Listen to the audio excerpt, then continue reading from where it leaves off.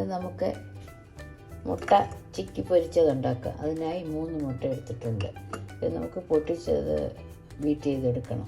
പിന്നെ അതിലേക്ക് വേണ്ട സാധനങ്ങൾ: ഒരു ചെറിയൊരു സവാള അരിഞ്ഞത്, ഒരു 2 കറിവേപ്പില, ഒരു ചെറിയ 2 അല്ലി വെളുത്തുള്ളി,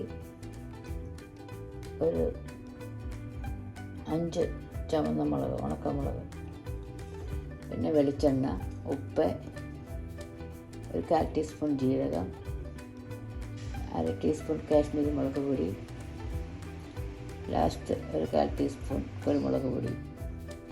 ഇത്രയാണ് ഈ മുട്ട ചിക്കി പൊരിച്ചതുണ്ടാക്കാൻ ആവശ്യമുള്ള സാധനങ്ങൾ. ഇനി ഇതെങ്ങനെ ഉണ്ടാക്കാൻ നോക്കാം. ചൂടാകുമ്പോൾ ഏകദേശം 1/2 ടീസ്പൂൺ വെളിച്ചെണ്ണ ഒഴിക്കാം. അതിന് ചുറ്റിച്ച് കൊടുക്കാം. അതിലേക്ക് കുറച്ച് വെളുത്തുള്ളി അരിഞ്ഞത്, അത് ചെറുതായി നോക്കുമ്പോൾ ചെറിയ സവാള അരിഞ്ഞത്, അതൊന്ന് വഴറ്റിക്കണം.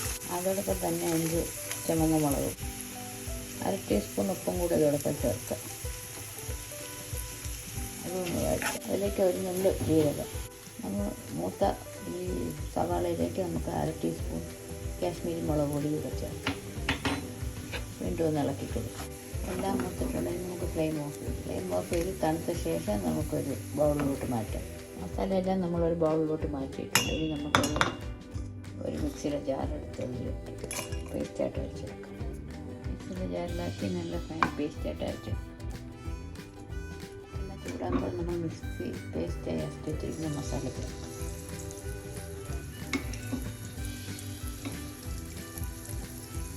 മസാല ചൂടാക്കും.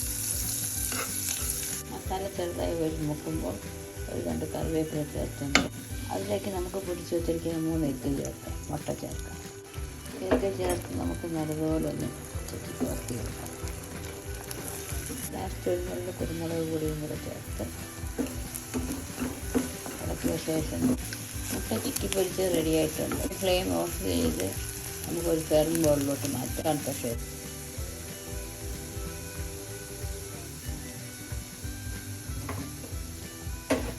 മുട്ട ചിക്കി പൊരിച്ചത് റെഡി.